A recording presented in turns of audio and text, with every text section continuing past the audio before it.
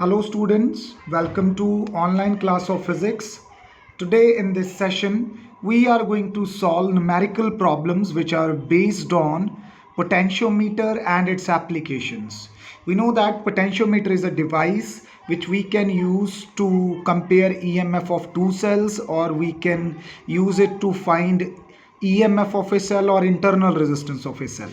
तो उसी के रिगार्डिंग हमारे पास यहाँ पे न्यूमेरिकल्स आएंगे. Let's begin with our first problem. यहाँ पे क्या है, we have been given two cells जिनका EMF E1 और E2 है, such that E1 is greater than E2, और वो इस तरह से कनेक्टेड हैं. मींस पहले सेल का नेगेटिव टर्मिनल दूसरे सेल के साथ नेगेटिव के साथ अटैच है. तो these are opposing batteries, support नहीं करती, एक दूसरे को अपोज करती हैं. When a potentiometer is connected between A and B, जब पोटेंशियोमीटर को A और B के बीच में कनेक्ट किया जाता है, एक्सिलरी सर्किट उसके साथ अलग से लगा हुआ है.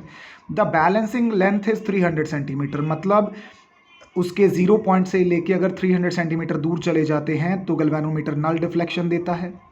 अगर हम उसको पोटेंशियोमीटर को A और C पॉइंट के बीच में जोड़ देते हैं तो वही बैलेंसिंग लेंथ कहाँ आ जाती है, 100 सेंटीमीटर पे आ जाती है. ठीक है, तो हमें E1 और E2 की रेशो फाइंड आउट करनी है. बहुत ही सिंपल न्यूमेरिकल है. हमें पता है कि इन केस ऑफ पोटेंशियोमीटर जो E होता है वो K इंटू L के बराबर होता है. Now what is K? That is potential gradient. यहाँ पे हमें गिवन नहीं है. लेट्स से कि K क्या है, पोटेंशियल ग्रेडियंट है. ठीक है, उसको सपोज कर लेते हैं. एक्चुअली इसको कैंसिल ही हो जाना है. तो देखो, जब मैं A और B के बीच में कनेक्ट करूंगा तो कौन सा सेल काम में आएगा, सिर्फ E1 सेल. तो इसके लिए क्या फॉर्मूला बनेगा, E1 is equal to K L1, और L1 मुझे कितना दे रखा है, दैट इज 300 सेंटीमीटर. तो ये कितना आ जाएगा, 300 K. Simple. First equation, K is the potential gradient. उसी तरह जब A और C के बीच में कनेक्ट किया तब दोनों सेल काम में आ जाएंगे, और ये सेल्स एक दूसरे को अपोज करते हैं क्योंकि नेगेटिव से नेगेटिव कनेक्ट है. तो दूसरी इक्वेशन क्या बनेगी, E1 माइनस E2. अगर E2 ज़्यादा होता तो E2 माइनस E1 करते, लेकिन हमने इस फैक्ट का फ़ायदा उठाया. ये किसके बराबर आएगा, ये भी K इंटू बैलेंसिंग लेंथ के इक्वल आएगा. L2 क्या है, बैलेंसिंग लेंथ जब A और C के बीच में कनेक्ट करते हैं, दैट इज़ 100. तो 100 इंटू K आ जाएगा. That's our equation 2.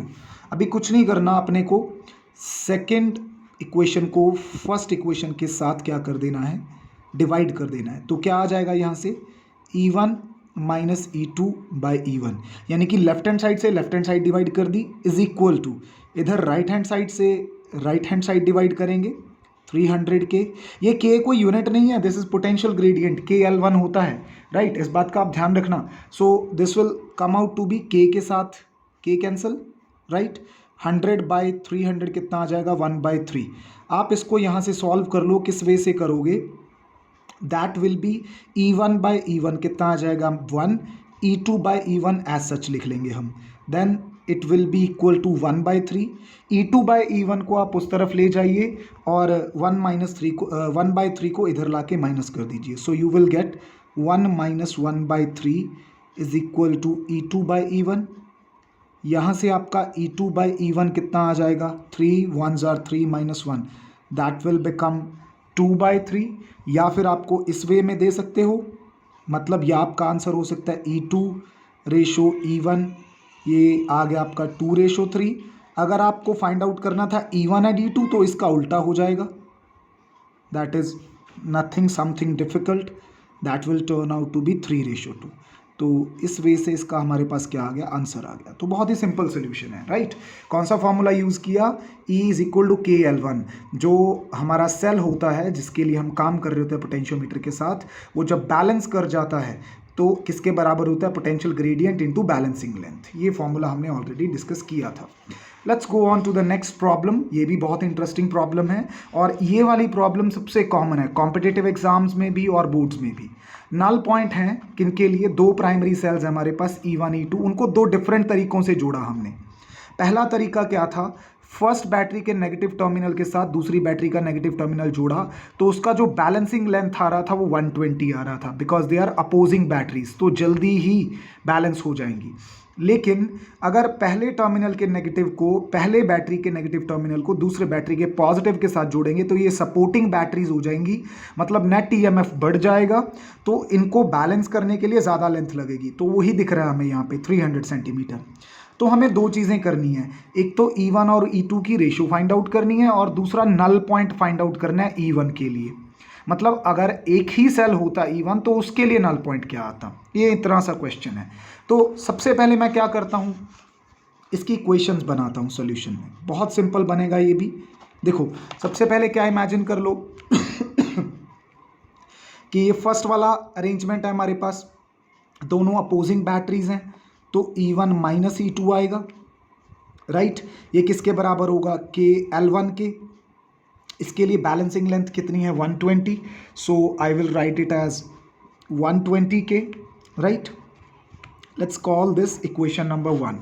उसी तरह से बेटा अगर सेकंड अरेंजमेंट है हमारे पास जिसमें दोनों बैटरीज एक दूसरे को सपोर्ट कर रही हैं, तो अगर पहली का नेगेटिव दूसरे के पॉजिटिव के साथ है तो टोटली ईएमएफ क्या होगा, के L2 के। यहाँ पे क्या है, इस AB वायर का पोटेंशियल ग्रेडियंट, पोटेंशियोमीटर वायर का पोटेंशियल ग्रेडियंट। जब इस तरह का अरेंजमेंट है तब बैलेंसिंग लेंथ कितनी है, 300, तो ये आ जाएगा 300 के। तो अभी आपने क्या किया है, 10th क्लास में अगर आपके पास ऐसी दो इक्वेशंस होती थी तो इनको सॉल्व करने के बाद आपके पास E1 और E2 आ सकता है। After solving E1 and E2 क्या निकाल सकते हो आप, इनकी वैल्यूज़ निकाल सकते हो। E1 की वैल्यू आपके पास कितनी आएगी, यहाँ पे E1 की वैल्यू आ जाएगी 210 के, if you go and solve it out. तो E2 की वैल्यू कितनी आ जाएगी, that will come out to be 90 के। अब चाहो तो इनको एक बार ऐड करके सब्ट्रैक्ट करके ये वैल्यूज़ निकाल सकते हो, ठीक है। तो इनकी रेशो फाइंड आउट करनी है, let's find out the ratio. That's not gone difficult for us. E1 कितना आया था, 210 के, और E2 कितना आया था, दैट वाज 90 के। अगर इसको मैं सॉल्व करूं तो के साथ के कैंसिल है, और इसको 3 के टेबल पे कैंसिल करेंगे तो 7/3, so the ratio turns out to be 7:3। That's our first answer, ठीक है। नाउ एक चीज़ हमने अभी फाइंड आउट की है, E1 कितना है अपना, दैट इज़ 210 के, राइट। अच्छा E1 के नीचे के ले आओ, राइट। E1 के नीचे जब के ले आएंगे तो कितना रह जाएगा इधर, 210।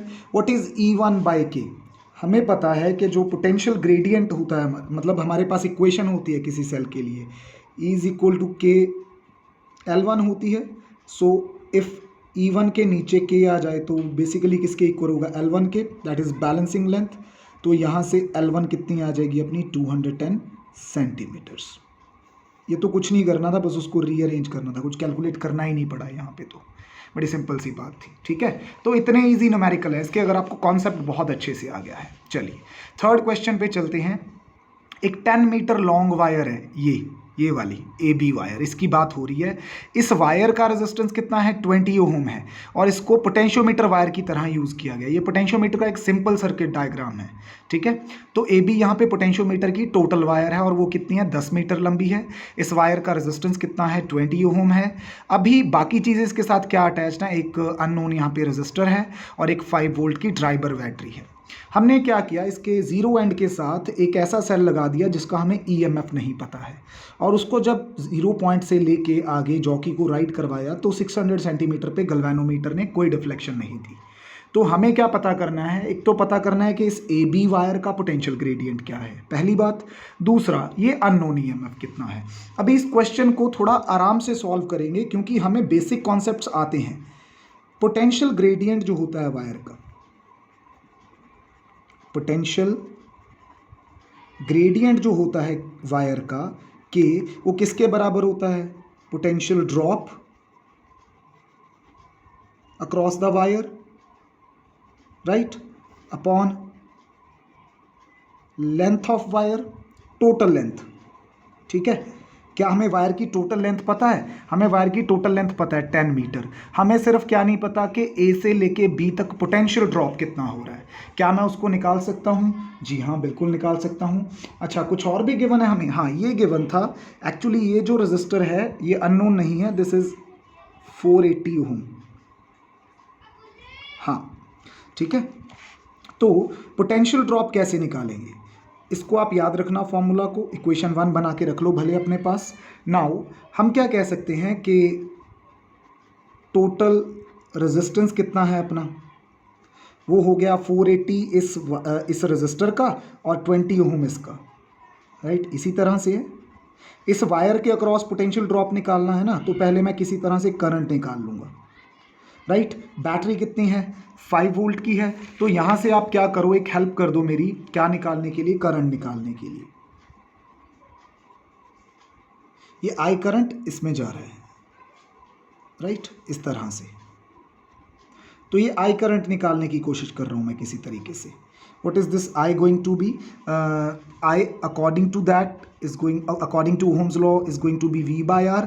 पोटेंशियल कितना है 5 और रेजिस्टेंस कितना है 500, तो ये कितना आ जाएगा current, that will be 1/100 amperes. ठीक है, ये माइनस नहीं है साथ में, दिस इज ये जस्ट एज इट इज चल गया यहाँ पे पेन, तो 1/100 एम्पियर आ गया। अब करंट आ गया, तो रेजिस्टेंस आपको ऑलरेडी पता है कि ए बी के क्रॉस कितना है, तो आप यहाँ से क्या निकाल सकते हो, potential drop across A B निकाल सकते हो। वो कैसे आएगा, potential drop across A B according to Ohm's law will be current and resistance across A B. Current कितना है 1/100, ए बी के अक्रॉस रेजिस्टेंस कितना है, दैट इज 20। तो इसको अगर मैं सॉल्व करूँगा, this is going to be 0.2 volt. तो ए बी वायर के अक्रॉस कितना पोटेंशियल ड्रॉप हो रहा है, 0.2 वोल्ट हो रहा है। बाकी का जितना 5 में से माइनस करके कितना आ गया 4.8, वो इसके अक्रॉस ड्रॉप हो रहा है। चलो, तो अगर हमारे पास potential drop across the wire A B आ गया और उसकी लेंथ है, तो मैं पोटेंशियल ग्रेडियंट तो बड़ी आसानी से फाइंड आउट कर लूँगा। तो potential drop across A B upon length of A B, ठीक है, वो कितना है, पोटेंशियल ड्रॉप इज 0.2 और लेंथ उसकी कितनी है 10। तो ये हमारे पास जो पोटेंशियल ग्रेडियंट आ जाएगा। अच्छा, एक बात और है, पोटेंशियल ग्रेडियंट की जो हम यूनिट लेते हैं अक्सर, वो वोल्ट पर सेंटीमीटर लेते हैं। अगर आप यहाँ पे वोल्ट पर मीटर लोगे तो आपको ये 600 फिर मीटर में कन्वर्ट करना पड़ेगा। सो इंस्टेड ऑफ दैट मैं इस 10 मीटर को सेंटीमीटर में ही कन्वर्ट कर लेता हूँ बाय मल्टीप्लाइंग विद 100। ऐसा क्यों किया, क्योंकि इसके बाद जो मुझे काम करना है वो सेंटीमीटर्स में है। और मोर ओवर हमने कॉन्सेप्ट में डिस्कस किया था कि जो बैलेंसिंग, ये जो मतलब पोटेंशियल ग्रेडियंट लेते हैं, इसकी प्रैक्टिकल यूनिट क्या है हमारे पास, वोल्ट पर सेंटीमीटर है। तो इसको अगर मैं यहाँ से सॉल्व करूँ, this will turn out to be 0.0002, साथ में क्या आ जाएगा, वोल्ट पर सेंटीमीटर। इस बात का आप ध्यान रखना यहाँ पे। चलो, तो पहला आंसर आ गया हमारे पास के का 0.0002 वोल्ट पर सेंटीमीटर, ये फर्स्ट आंसर है हमारे पास। Let's put it in box. उसके बाद सेकंड पार्ट कर लेते हैं, ये फर्स्ट पार्ट था। सेकंड पार्ट के लिए क्या करना है, वैल्यू ऑफ ईएमएफ निकालनी है, that will be nothing but के इंटू L1। के कितना है अभी निकाला, 0.0002 इंटू L1 कितनी है, बैलेंसिंग लेंथ, दैट इज 600। देखो अभी समझ में आ गया होगा आपको। अगर ये मैं इसकी यूनिट मीटर में रख लेता तो इसको भी मुझे चेंज करना पड़ता, तो इंस्टेड ऑफ डूइंग दैट मैंने इसको यहाँ पे सेव कर लिया। अगर इसको सॉल्व करूँगा आई विल गेट 0.12 वोल्ट। तो ये जो सेल है इसका ईएमएफ एक्चुअल में कितना था, 0.12 वोल्ट था। ठीक है, सिंपल हो गया ना न्यूमेरिकल। तो पोटेंशियोमीटर वायर का पोटेंशियल ग्रेडियंट निकालने के लिए क्या क्या चीज़ें चाहिए होती हैं, कि वायर के अक्रॉस पोटेंशियल ड्रॉप कितना हो रहा है डिवाइडेड बाय वायर की लेंथ कितनी है। और खास बात क्या ख्याल रखनी है कि जो यूनिट्स हैं वो वोल्ट पर सेंटीमीटर में हम लेके चलेंगे, right. Let's move on to the next question. This is again very easy question, बहुत सिंपल न्यूमेरिकल आते हैं इसके, आपका कॉन्सेप्ट भी स्ट्रांग हो जाएगा इससे। और कोई पोटेंशियोमीटर वायर है, कोई पोटेंशियोमीटर है जिसकी वायर 5 मीटर लॉन्ग है। अब क्या किया गया है, उसको किसी बैटरी के साथ कनेक्ट किया गया जो उसको कांस्टेंट ईएमएफ यानी कि कांस्टेंट करंट दे रही है। अब हमने क्या किया है, for a given Leclanche cell the null point is obtained at 100 centimetre. जब उसके लिए एक लेक्लांचे सेल अटैच करते हैं, Leclanche cell is basically a primary cell. ठीक है, ये हम लेबोरेटरी में बना सकते हैं, बहुत सिंपल है, आप जाके इसको यूट्यूब पे सर्च कर लेना। ठीक है, 100 सेंटीमीटर पे उसका नल पॉइंट आ जाता है। ठीक है, राइट आफ्टर दैट क्या होगा कि अगर मैं उस पोटेंशियोमीटर की वायर को 5 मीटर का बनाने की बजाय 8 मीटर लंबा बना देता, ये जो मेरे पास रीडिंग आई है ना नल पॉइंट की 100 सेंटीमीटर, ये किसके लिए आई है, जब पोटेंशियोमीटर की वायर 5 मीटर लंबी थी। अगर 5 मीटर की बजाय 8 मीटर लंबी तार हो तो डिफ्लेक्शन आपको कहाँ पे मिलेगी। जैसे ये 100 सेंटीमीटर पे मिल रही थी तो कहाँ पे मिलेगी। देखो एक बात तो पक्की है, आपने किस चीज़ को बदला, आपने बदला है पोटेंशियोमीटर वायर की लेंथ को, आपने लेक्लांची सेल तो नहीं बदला ना, लेक्लांची सेल तो वही है। तो दोनों केसेस में चाहे आपने पोटेंशियोमीटर यूज़ किया 5 मीटर की वायर के साथ, चाहे यूज़ किया 8 मीटर की वायर के साथ, आपका लेक्लांची सेल का ईएमएफ सेम रहने वाला है। सो मैं यहाँ पे मान लेता हूँ कि जो गिवन चीज़ें हैं मेरी, मुझे इनिशियली ओरिजिनल लेंथ कितनी दे रखी थी, दैट वाज 5 मीटर। बाद में इस पोटेंशियोमीटर की वायर का मैंने कितना लेंथ कर दिया, 8 मीटर।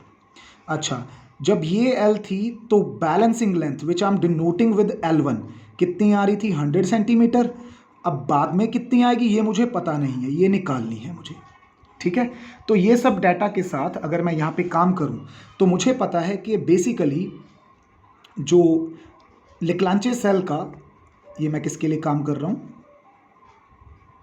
लेक्लांचे सेल के लिए, जो हमारा लेक्लांचे सेल है उसका ईएमएफ जो है पहले कितना आएगा, के, राइट, कितना आएगा, के L1, राइट। के का मतलब है यहाँ पे, के का फॉर्मूला तो हमें पता था, के होता है V/L। के का डेरिवेशन आपको जब ये करवाया था कल तो समझाया था ना, के क्या होता है, पोटेंशियल ग्रेडियंट V/L होता है। तो अगर V/L होता है तो V होता है IR और L आपका आ गया पुराना, क्योंकि ये L1 आपके इसके साथ है, सो you will denote it with L। यहाँ पे इसको ऐसे ही छोड़ दो, राइट आफ्टर दैट अगर सेम लेक्लांचे सेल के लिए अगर आप वायर की लेंथ चेंज कर रहे हो तो आपका पोटेंशियल ग्रेडियंट भी चेंज होगा और आपकी लेंथ भी चेंज हो रही है, बैलेंसिंग लेंथ। तो तब आपका पोटेंशियल ग्रेडियंट जो होगा उसके लिए आपने कौन सा पैरामीटर चेंज किया है, पोटेंशियोमीटर की वायर की लेंथ चेंज की है, साथ में L1 dash as it is आ गया। अब आप क्या करो, इन दोनों इक्वेशंस को डिवाइड कर लो यहाँ पे, ठीक है, डिवाइड कर लो चाहे कंपेयर कर लो। जब आप कंपेयर करोगे तो आपके पास क्या आएगा, IR फैक्टर कॉमन है, ये कट जाएंगे, L1/L पहले यहाँ पे क्या लिख लो, ऑन कंपेयरिंग करने के बाद हमारे पास क्या आएगा, L1/L और इधर से क्या बचेगा, L1 dash by L dash. अब जो चीज़ें गिवन है वो पुट कर दो। L1 कितना गिवन है, 100 सेंटीमीटर, बाय L कितना गिवन है, 5 मीटर्स, राइट। इसको बाद में सॉल्व कर सकते हैं, या 100 सेंटीमीटर को हम क्या करेंगे, लेट्स कॉल इट 1 मीटर, कोई प्रॉब्लम नहीं है यहाँ पे। सो आई विल टेक, मैं यहाँ पे कितना ले लेता हूँ, इसको सही करके लिख लेते हैं, यहाँ पे ये ज़ीरोज़ यहाँ पे ख़त्म कर देते हैं। तो कितना ले लिया मैंने, 1, इसको L1 को 1 मीटर ले लिया, is equal to L1 dash हमें निकालना है बैलेंसिंग लेंथ, जब हमने वायर कितने की ले ली, यहाँ पे 8 मीटर की ले ली। तो बस इसको अभी सॉल्व करना है, ये 8 आपका उधर चला जाएगा, यानी कि L1 डैश आपका क्या आ जाएगा, 1.5 into 8, that will turn out to be 1.6 metres. यानी कि पहले जो नल पॉइंट आपको 1 मीटर पे मिल रहा था, दैट इज़ 100 सेंटीमीटर पे, वो अब आपको किस पे मिलेगा, 160 सेंटीमीटर पे, या फिर 1.6 मीटर के साथ। सीधी सी बात है बेटा, आपने पोटेंशियोमीटर की वायर की लेंथ चेंज कर दी, 5 से बढ़ा के कितनी कर दी, 8। तो आपका पोटेंशियल ग्रेडियंट चेंज होगा, पोटेंशियल ग्रेडियंट चेंज होगा तो आपके लेंथ की वैल्यू ज़रूर चेंज होगी। तो मैंने दोनों केसेस के लिए वो आपको करके दिखा दिया। Let's move on to the last numerical for today's lecture. इसकी स्टेटमेंट थोड़ी टैकी लगेगी आपको, लेकिन है बहुत सिंपल। ये हमारे पास एक पोटेंशियोमीटर है जिसकी AB वायर है, पोटेंशियोमीटर वायर, और वो कितनी लंबी है, 1 मीटर लंबी वायर है। इस वायर का रेजिस्टेंस कितना है, 10 ओम है। बाकी का सर्किट आपको दिख रहा है यहाँ पे, ऑक्सिलरी सर्किट में कौन है, 2 वोल्ट की बैटरी है, 15 ओम का एक्सटर्नल रेजिस्टर है, और साथ में उसके एक एडिशनल सर्किट अटैच है A पॉइंट के साथ। वो क्या है, उसमें 2 रेजिस्टर्स लगे हैं, 1.2 ओम के और 0.3 ओम के, विद अ सेल जिसका पोटेंशियल 1.5 वोल्ट है।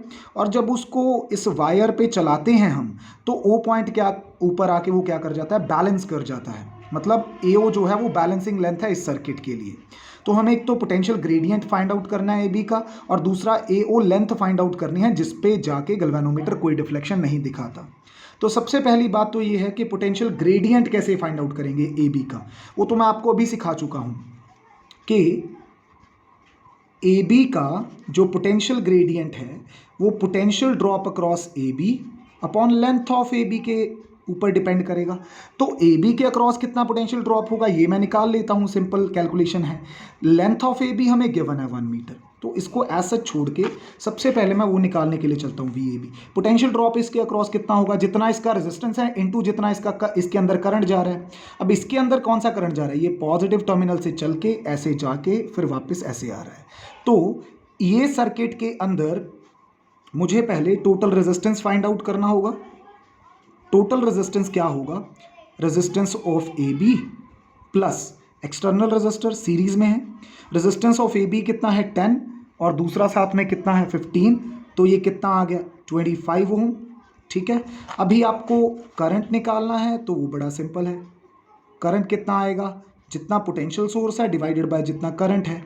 पोटेंशियल कितना है 2 वोल्ट का, रेजिस्टेंस कितना है 25, जब 2/25 करोगे ये आ जाएगा 0.08 एम्पियर आपके पास। तो ये जो करंट दौड़ रहा है इतने से सेक्शन में सिर्फ ये कितना है 0.8 एम्पियर है। अब जब ये करंट AB के अक्रॉस पास होगा तो AB के अक्रॉस कितना पोटेंशियल ड्रॉप करेगा, ये किस पे डिपेंड करेगा, एक तो उसमें करंट कितना जा रहा है और एक AB के अक्रॉस रेजिस्टेंस कितना है। करंट कितना जा रहा है 0.08 और रेजिस्टेंस कितना है उसका 10। जब इसको सॉल्व करूंगा तो कितना आएगा 0.8 वोल्ट, यानी कि 2 वोल्ट में से 0.8 वोल्ट तो AB के अक्रॉस ड्रॉप हो रहा है, बाकी जो 1.2 बचा वो 15 के अक्रॉस ड्रॉप हो रहा है। ठीक है, राइट। इसके बाद क्या करते हैं, ये आ गया। अभी तो बस इक्वेशन 1 खाली लगानी है कि क्या हो जाएगा यहाँ से, AB के अक्रॉस कितना है 0.8 बाय लेंथ कितनी है AB की 1 मीटर। उस 1 मीटर को 100 सेंटीमीटर में या तो 1 मीटर लिख दो या इज इक्वल टू में डाल के 100 सेंटीमीटर लिख दो। जब आप इसको सॉल्व करोगे तो आपके पास क्या आएगा 0.008 वोल्ट पर सेंटीमीटर। तो ये आपका फर्स्ट आंसर आ गया यहाँ पे, कि कितना आ गया 0.008 वोल्ट पर सेंटीमीटर। के तो निकाल लिया हमने बड़ी आसानी से। ठीक है, जैसे ही हमारे पास यहाँ पे के आएगा, राइट आफ्टर दैट हमें क्या करना है, राइट आफ्टर दैट हमें ये पता करना है कि ये AO कितना है। अब देखो AO लेंथ फाइंड आउट करनी है। AO लेंथ फाइंड आउट करना मुश्किल नहीं है क्योंकि वायर का ग्रेडियंट पता चल चुका है। अगर मैं किसी तरह से AO के अक्रॉस पोटेंशियल ड्रॉप निकाल लूँ और उस पोटेंशियल ड्रॉप को ग्रेडियंट से डिवाइड कर दूँ तो मेरे पास L आ जाएगा, because potential drop is equal to K into balancing length. ठीक है, तो बैलेंसिंग लेंथ मैं वहाँ से निकाल लूँगा। अब AO के अक्रॉस कितना पोटेंशियल ड्रॉप हो रहा है वो निकालना थोड़ा अपने आप में टेक्निकल और क्लेवरनेस का काम है। AO के अक्रॉस पोटेंशियल ड्रॉप कितना होगा, जितना इस सेक्शन के अक्रॉस होगा या फिर जितना इस सेक्शन के अक्रॉस होगा। क्यों, क्योंकि तीनों के तीनों क्या हैं, पैरेलल हैं आपस में। अब मेरे लिए सबसे आसान क्या है, इसके अक्रॉस पोटेंशियल ड्रॉप निकालना। जितना 0.3 ओम के अक्रॉस पोटेंशियल ड्रॉप होगा उतना ही AO के अक्रॉस होगा। वो मैं कैसे निकालूंगा, ये वाले सेक्शन पे आ जाओ। देखो, देखने से लगता है कि ये दोनों रेजिस्टर किस में है, पैरेलल में, बट नहीं है। पॉजिटिव टर्मिनल से कोई करंट चला, इसमें से पास हुआ, फिर नीचे जाता हुआ गया। तो जो करंट पॉजिटिव टर्मिनल से चला वही इसमें पास किया, वही इसमें पास किया। तो अगर सेम करंट पास करे तो किस में होते हैं, सीरीज में होते हैं। तो हम यहाँ पे काम करेंगे कि जो अपना एक्सटर्नल सर्किट है, एक तो ऑक्सिलरी सर्किट था उसके लिए तो काम कर चुके, एक्सटर्नल सर्किट के लिए हमें क्या करना है, एक्सटर्नल सर्किट के लिए जो टोटल रेजिस्टेंस है अपना वो कितना है 1.2 राइट प्लस 0.3 कितना आ गया 1.5 ओम आ गया, यानी कि ये पूरे सर्किट का रेजिस्टेंस 1.5 आ गया। पोटेंशियल वहाँ पे कितना है, दैट इज 1.5 वोल्ट। तो मैं वहाँ पे करंट निकाल लूँ कितना आएगा, that will be nothing but V/R। अब ये तो यार दोनों इक्वल हैं, यहाँ पे भी 1.5 और यहाँ पे भी 1.5 है। तो इसका मतलब इस एक्सटर्नल सर्किट में इस बैटरी की वजह से कितना करंट दौड़ रहा है, 1 एम्पियर का करंट दौड़ रहा है। अब अगर इसके अक्रॉस 1 एम्पियर का करंट दौड़ रहा है तो इसके अक्रॉस रेजिस्टेंस इसके अक्रॉस पोटेंशियल ड्रॉप कितना होगा। सो पोटेंशियल ड्रॉप अक्रॉस 0.3 ओम, जितना इसके अक्रॉस होगा उतना ही पोटेंशियल ड्रॉप अक्रॉस AO होगा। मैंने बताया था पहले भी कई बच्चों को कि ये कॉन्सेप्ट बहुत काम में आएगा। जितना इसके अक्रॉस पोटेंशियल ड्रॉप उतना ही इन दो पॉइंट्स के बीच में, उतना ही A और O के बीच में, क्योंकि तीनों किस में है, पैरेलल में है। तो तीनों के अक्रॉस पोटेंशियल क्या होगा, सेम। अब ये 0.3 के अक्रॉस कितना है, करंट कितना जा रहा था 1 इंटू रेजिस्टेंस कितना था 0.3। तो इस फैक्ट का फायदा उठाते हुए पोटेंशियल ड्रॉप अक्रॉस AO निकल आया बच्चे, वो कितना आ गया, that is 1 into 0.3 that becomes 0.3 volt. अब अगर AO के अक्रॉस पोटेंशियल ड्रॉप पता चल ही चुका है तो हम अगेन एक इक्वेशन लगाएंगे, पोटेंशियल ड्रॉप अक्रॉस AO कितना होगा, K times the balancing length, let's call it L1। Balancing length निकालनी है हमें, K निकाल चुके हैं और AO भी निकाल चुके हैं। यहाँ से क्या पता चलता है कि बैलेंसिंग लेंथ क्या होगी, potential drop across AO by K, वो कितना है 0.3 डिवाइडेड बाय K अभी निकाला था लास्ट पे, व्हाट वाज दैट 0.008, 0.008। अगर मैं इसको सॉल्व करूं, what I'm going to get, I'm going to get the answer of L1 that turns out to be 37.5 centimetre. यानी कि ये जो L1 ये जो AO लेंथ है जिसको हम L1 भी बोल रहे हैं, ये कितनी है, ये बेसिकली आपकी 37.5। अगर किसी को L1 नहीं लिखना तो AO लिख लो यहाँ पे, अगर आपको सिंबल ये वाला ज़्यादा सही है तो AO लिख लिया, ठीक है। अच्छा, एक चीज़ हम पीछे डिस्कस करना भूल गए, ये सेकंड क्वेश्चन में था, how is the sensitivity of potentiometer be increased. एक पोटेंशियोमीटर की सेंसिटिविटी को कैसे बढ़ा सकते हैं, एक पोटेंशियोमीटर की सेंसिटिविटी को बढ़ा सकते हैं K को कम करके। अब K को कैसे कम किया जा सकता है, टू इंक्रीज, इसको मैं यहाँ पे सही कर लूँ थोड़ा सा, हाँ, to increase sensitivity K must be reduced, K को रिड्यूस कर देना चाहिए। अब K किसके इक्वल होता है, I rho upon L, potentiometer की वायर, ठीक है। तो अभी करंट को रिड्यूस करना पड़ेगा, सो I शुड बी रिड्यूस्ड। अब I कैसे रिड्यूस करेंगे, I क्या था, current running through the potentiometer wire, इसको कैसे रिड्यूस करेंगे, ये रेजिस्टेंस को बढ़ा के, by increasing external resistance. This is how we can do that, right? So this was all about today's session. Hope you have understood all the things. Thank you.